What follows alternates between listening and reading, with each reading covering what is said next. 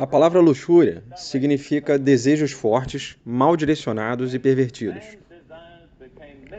Quando os desejos dos homens se tornam mal orientados, pervertidos, rebeldes, a corrupção entrou nele e na criação.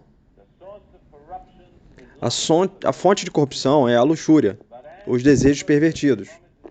Mas à medida que a gente se apropria das promessas de Deus, nós somos libertos da luxúria. E no lugar da corrupção, a gente se torna participante da natureza divina. A natureza divina é exatamente oposta à corrupção. E quanto mais, ela não consegue prevalecer. Onde um prevalece, o outro não pode estar. E quanto mais a gente absorve a natureza divina, menos corrupção a gente tem. E como é que a gente faz isso? A gente faz isso através das promessas. Quanto mais a gente se apropria das promessas, mais a gente se torna participante da natureza própria de Deus e escapamos da corrupção que existe no mundo através da luxúria. E luxúria aqui, gente, não é só com o intuito sexual, é o desejo exacerbado, né? A cobiça, digamos assim. A cobiça seria uma palavra melhor. E como que a gente se apropria da promessa? Você pode explicar isso de muitas maneiras diferentes. Mas eu ouvi essa explicação ser dada antes. E quantos de vocês cultivam plantas aqui no interior? Isso é... A minha esposa é da Dinamarca, os dinamarqueses, eles são ótimos com plantas de interior, né? Plantas que dá para ter em casa. Você entra numa casa dinamarquesa, e os dinamarqueses são ótimos com isso. Eu me lembro que na Palestina, quando a gente casou, a gente tinha uma casa e a minha mulher tinha uma planta que os árabes chamavam de dahabia. E ela ficava numa panela no canto da sala. E o que acontece é que ela cresceu, subiu pela parede, atravessou o teto e desceu por outra parede. Uma das coisas que você faz com essa planta quando elas começam a subir pela parede é que elas se agarram a tudo que encontra, que nem uma era. Então, conforme ela vai crescendo, se você quiser direcionar ela, você sabe o que faz. É só pregar um preguinho na parede e por instinto, por algum instinto, que eu não vou me comprometer aqui a explicar, mas a planta entende a mão e ela se enrola naquele prego. E aí você consegue que ela suba um pouco mais, coloca outro prego e assim avança, ela se enrola em volta dele e assim você vai direcionando a planta. O curso de crescimento da planta pelos pregos que você coloca na parede. Bem, é assim que Deus faz a gente crescer. Ele coloca uma pequena promessa, um pouquinho mais alto do que a gente consegue alcançar, e a gente segura nela e a gente chega nela. E aí, de repente, tem um outro prego um pouco mais alto, e aí você avança. E aí, você vai assim de prego em prego, e, em certo sentido, né, é como se agarrar nos pregos que são as promessas de Deus. Então, eles nos atraem para cima, e todas as situações que você se encontrar, a provisão de Deus é uma promessa. Quando eu fiquei doente no hospital, os médicos não conseguiram me curar, eu clamei a Deus, chorei, fiquei deprimido, reclamei, eu murmurei. Tava complicado lá. Mas aí, um dia, eu descobri a promessa. E Deus, na verdade, me disse, você poderia muito bem ter evitado toda essa murmuração e reclamação. Por que você não encontrou a promessa? Bom, tá lá, né? A provisão tá nas promessas. Muito bem, se você ler, você vai encontrar. Então a gente conclui aqui a mensagem aplicando isso na área do amor cristão. Isso é o mais importante. Aplicar isso na área de amor cristão. E notamos que Pedro imediatamente aplica isso ao desenvolvimento do nosso caráter cristão. Em outras palavras, ele está pregando pregos na parede. E realmente coloca 7 pregos. E cada vez que você alcança, tem um outro prego. Então vamos dar uma olhada aqui. Você vai ver ali em Pedro 5, 6, 2 Pedro, capítulo 1, versículos 5, 6 e 7. 2 Pedro, capítulo 1, versos 5, 6 e 7. Dando toda diligência, a vida cristã exige diligência, né? Exige aplicação de toda a tua personalidade. Você deve amar o Senhor, teu Deus, de todo o teu coração, toda a tua alma, mente e força. Exige um compromisso total com os objetivos de Deus. E pessoalmente, eu vejo tantos jovens aqui, tantos, e isso me abençoa, porque eu também já fui jovem. Mesmo que vocês não acreditem, eu já fui jovem. E sabe, o que eu estava buscando ali, quando eu estava ali em torno de 16 anos? Eu estava procurando algo que eu pudesse me comprometer. Eu queria me entregar totalmente a alguma coisa. E eu não estava interessado em algo que fizesse só umas pequenas afirmações. Não. Eu estava interessado em algo que me desafiasse verdadeiramente. E eu estava procurando por algo pelo qual me sacrificar. E eu tenho que dizer que, com pesar que o cristianismo, tal como eu conhecia naqueles dias na Inglaterra, não faz essa afirmação. Eles não podiam fazer isso, porque era muito fácil, muito ineficaz. E eu não via cristãos que estivessem realmente aplicando aquilo que eles diziam que acreditavam. Eu olhei assim para várias direções, né? Comecei a buscar. E aí, quando eu conheci de verdade Jesus, e eu fui batizado no Espírito Santo, eu pude dedicar todo o meu ser a isso. E eu nunca me arrependi. Muitas vezes eu falhei, tropecei, mas nunca arrependi da decisão de seguir até o fim com Cristo. Muito bem. Agora, então, dando toda a diligência, adicione a sua fé. A base da vida cristã é a fé. Sem fé é impossível agradar a Deus. Aquele que vem a Deus tem que acreditar. Então a gente começa acreditando. Mas acreditar não é o fim, é a base. Então agora eu quero que você veja o que você precisa adicionar. São 7 coisas, 7 etapas. Então são 7 preguinhos na parede, né? Para a planta ir se agarrando. E a gente vai subir um após o outro. Vamos dar uma olhada neles aqui. Adicione a sua fé, número 1, virtude. E a virtude, o conhecimento. E ao conhecimento, 3, temperança. E a temperança, o 4, paciência. E a paciência, 5, piedade. E a piedade, 6, bondade fraterna. E a bondade fraterna, 7, caridade. E a caridade é o amor divino, né? Da qual a gente está falando. Então eu quero que você veja aqui que no Novo Testamento indica claramente que é o resultado do processo de crescimento. Não é algo que simplesmente aconteceu. É algo que você consegue. Você cresce para isso. E agora acredito que isso é verdade em nossa experiência. Nós nos enganamos se afirmamos que tem amor divino em processo de construção e teste de caráter. E eu acho que isso está muito claro. O cume a que chegamos é a caridade. O amor divino. Deixa eu dar algumas leituras e traduções alternativas de algumas dessas palavras. Algumas variações aqui. Traduções. Bem, você vai descobrir que a maioria delas concorda com a New American Standard, né, e outras tradições. Normalmente é traduzido como excelência, virtude é traduzido como excelência. E conhecimento é algo que a gente não tem problema. Temperança é traduzido como autocontrole no inglês moderno. Autodomínio próprio, né? Paciência foi o que a gente falou naquela noite, isso é perseverança ou resistência. E piedade é traduzido com piedade mesmo, né? Ser com a característica de Deus, né? Santidade. Bondade deve ser como amor fraternal, amor de irmão. Caridade é ágape, amor divino, amor cristão. É o clímax de tudo isso. Bem, vamos olhar para um momento e ver o que está envolvido em cada um deles. Adicione excelência à sua fé. Excelência. Acho que o novo padrão americano diz excelência moral, mas isso não é totalmente correto. Bem, arete, que é uma palavra grega, é uma palavra grega muito específica, distinta. E é uma das palavras mais difíceis de traduzir com precisão para qualquer outro idioma, porque arete aqui significa excelência. Mas significa excelência uma coisa específica, que a sua excelência tem que ser expressa. Ou seja, como arete ou excelência, por exemplo, de um cavalo é correr rápido. O arete ou excelência de um escravo é trabalhar duro ou servir ao seu senhor. A arete de um governante é governar bem. Em outras palavras, excelência em tudo que você deveria fazer.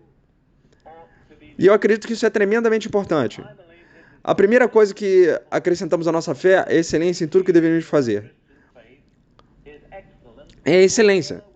E quando nos tornamos melhores nas nossas vidas, aqui está o grande problema dos carismáticos, né? Porque muitos carismáticos, eles são desleixados, eles são indisciplinados e eles são ineficazes na sua própria vida. E não me diga que isso não é verdade, porque eu já convivi muito com carismáticos. Então, entendendo bem a ideia, agora eu estou salvo, não importa como eu faço o meu trabalho. A ideia é essa. Mas agora é que é mais importante do que nunca.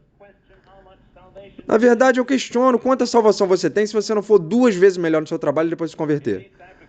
Eu estava na África Oriental durante 5 anos e eu formei ali professores africanos. E eu estava ensinando eles a serem professores. Mas o meu motivo mais profundo e íntimo era ganhar eles para Cristo. E pela graça de Deus eu consegui conquistar a maioria dos meus alunos ao longo de 5 anos, fazendo com que eles sejam salvos e batizados no Espírito. Mas eu percebi que eles tinham essa atitude. Quando fizeram a profissão de fé em Cristo e foram batizados no Espírito Santo, eu esperava que eles julgassem o seu trabalho e ensino em sala de aula com muito mais indulgência.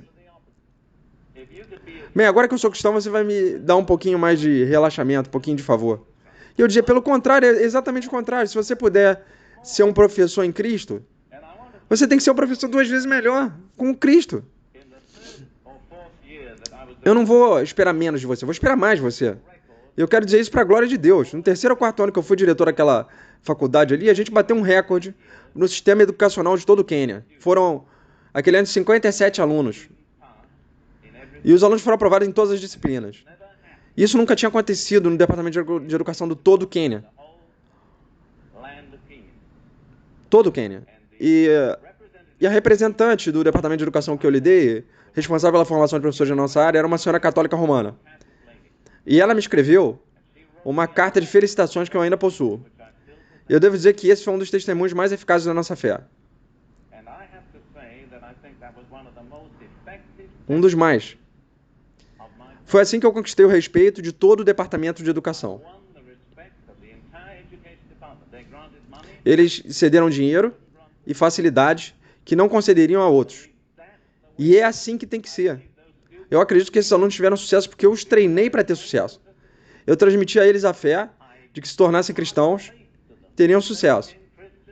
Tinha uma aluna, isso é só uma pequena história, ela era uma menina, e o nome dela era, eu não me lembro agora, algum nome africano chique.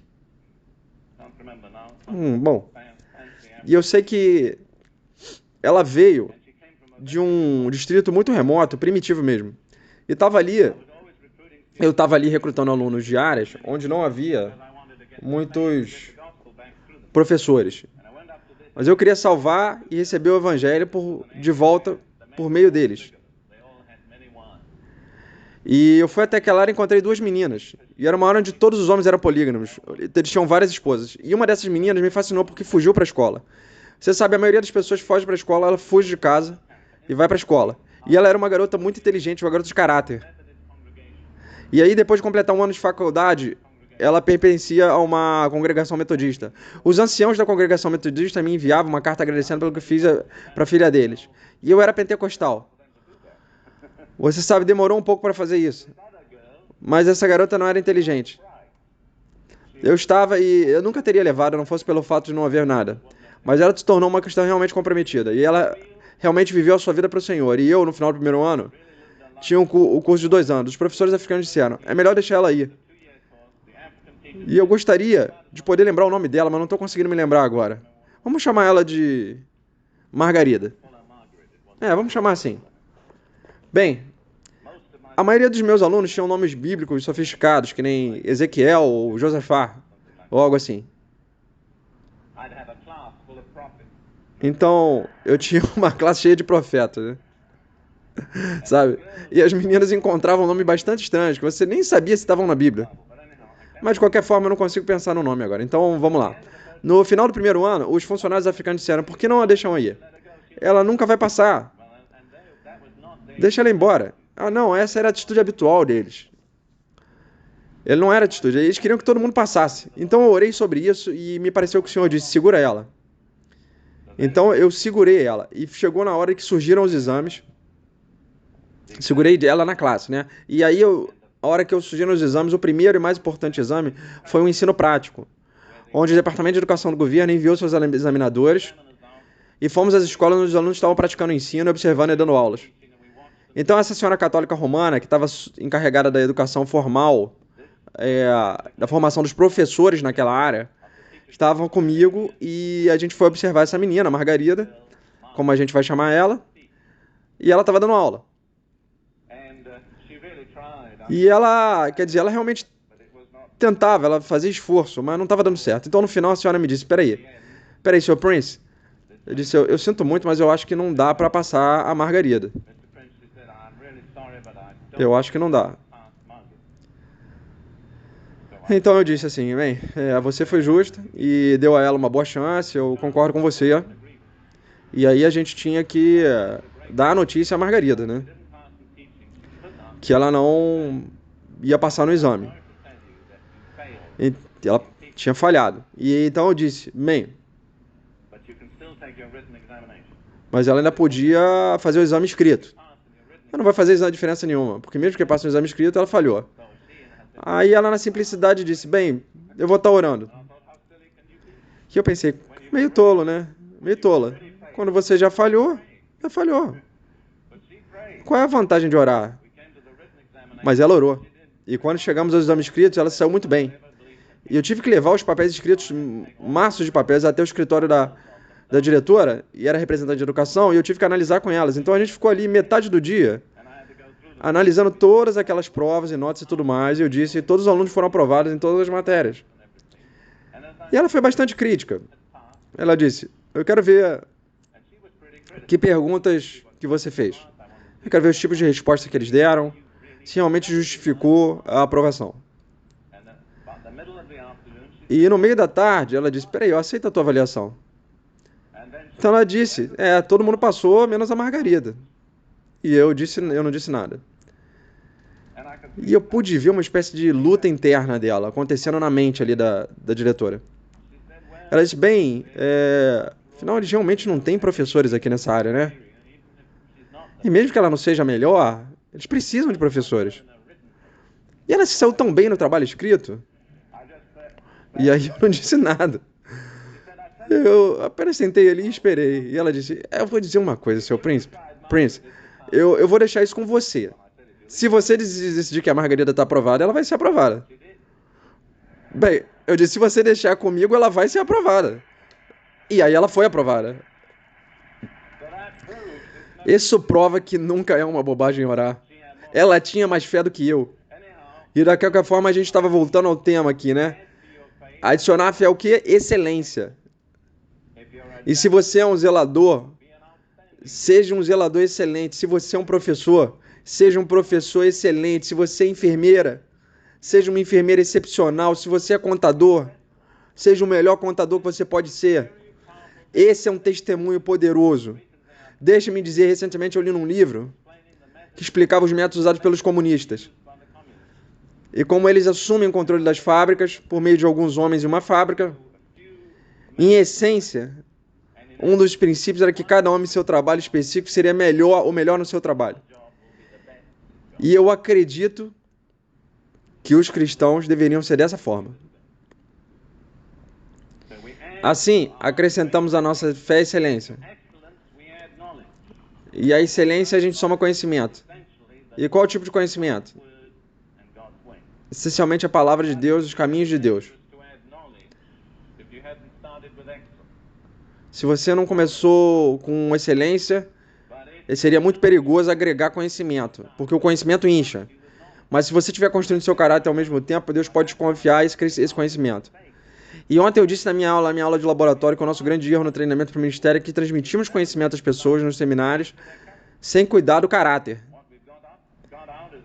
E o que a gente conseguiu é um monte de gente incrédula orgulhosa. Bem, vamos continuar porque a gente não tem muito tempo.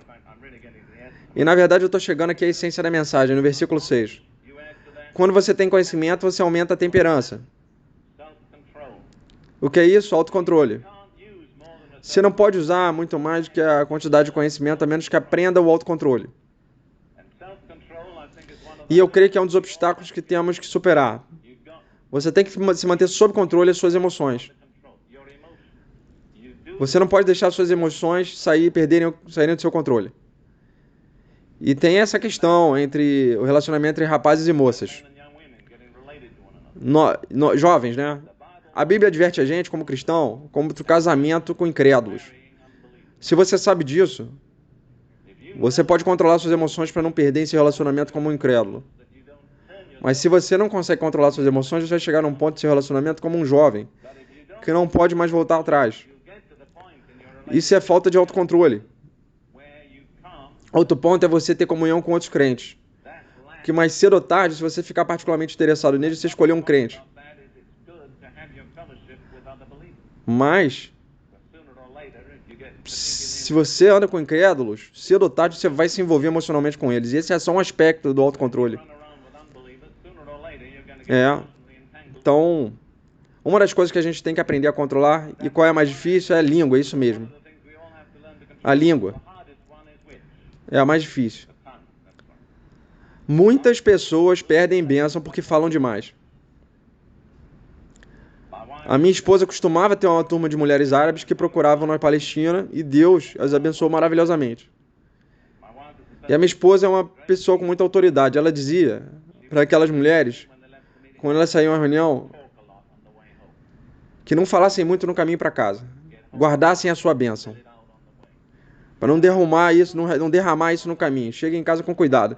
Eu já vi muitas pessoas saírem numa reunião e derramar a bênção antes de chegar em casa.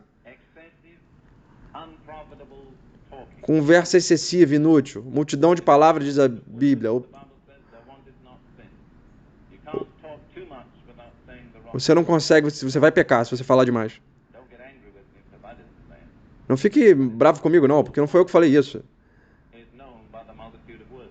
E se diz que a voz de um tolo é conhecida porque é a multidão de palavras. Em outras palavras, se você ouve alguém que fica falando o tempo todo, pode ter certeza que ele é um tolo. Ou pode ser ela, uma tola, né? Bem, vamos lá. O autocontrole, a gente acrescenta piedade. E o que é piedade? Talvez piedade seja melhor traduzido como santidade aqui também. É uma espécie do teu relacionamento com Deus. É claro para as outras pessoas que você conhece a Deus. Fica claro para todo mundo. Eu percebi isso no exército.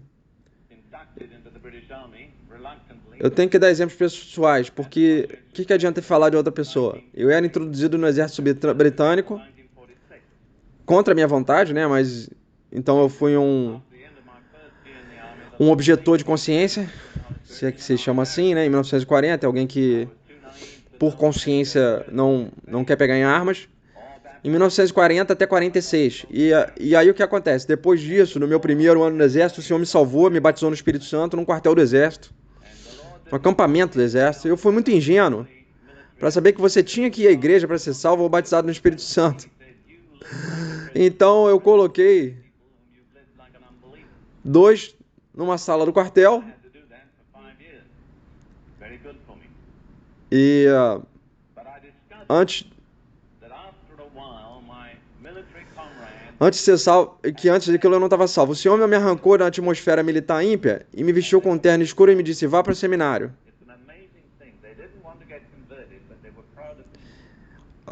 Era curioso isso, porque eram 2 pessoas que não queriam se converter, mas eles estavam orgulhosos de mim.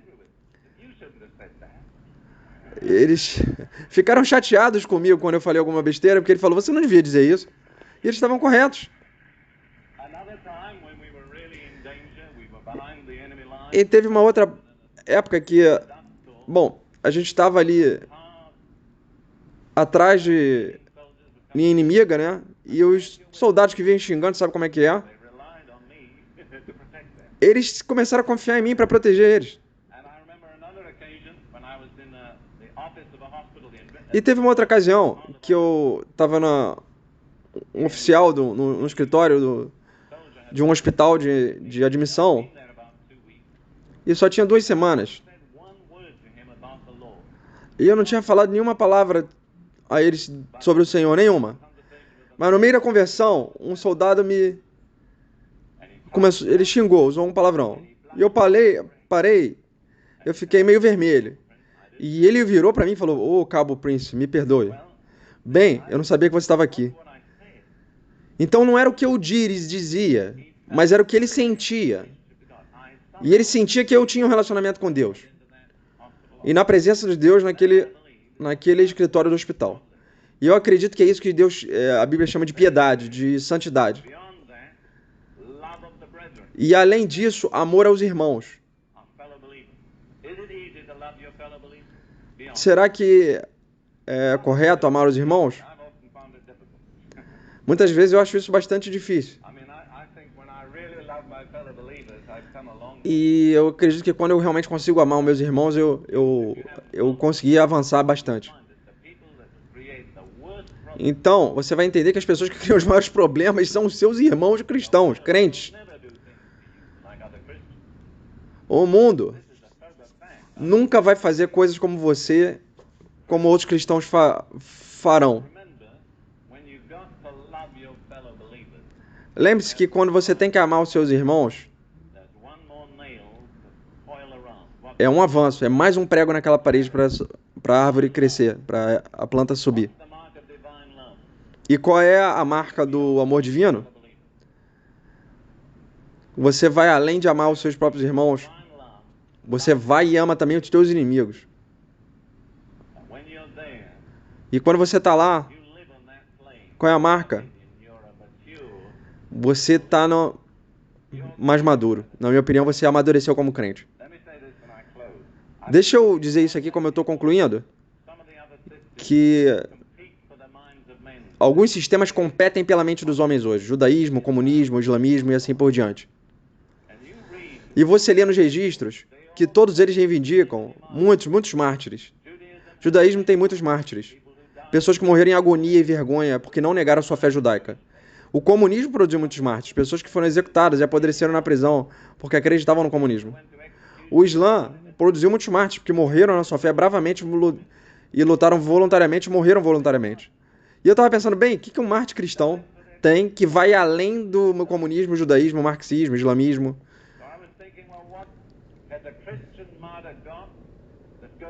O que será? Hein? E Deus me mostrou que o mártir cristão ama aqueles que os matam. E se a gente não fizer isso, a gente não vai além dos comunistas ou dos judeus. Ou dos muçulmanos. Na verdade, quando se trata de dedicação à causa, muitos deles, eles têm muito mais do que nós, do que os cristãos, em números. Agora, eu não acredito que você vai se tornar um mártir por acidente. Eu não acredito que a maioria de nós consiga. E poderiam se tornar mártires. Deus não poderia confiar isso a nós. Bom, ele pode, mas esse não é o objetivo. Pode ser a consequência, mas não é o objetivo. Eu acredito que você nunca vai ser um mártir até aprender a dar sua vida diariamente. Entregar a sua vida por Cristo. Antes de uma fogueira ou de um pelotão de fuzilamento, é a expressão da vida cotidiana, na prática, de abnegação, dia após dia. Tem um processo de construção de caráter aí, que a gente tem que passar para chegar no amor. Amém.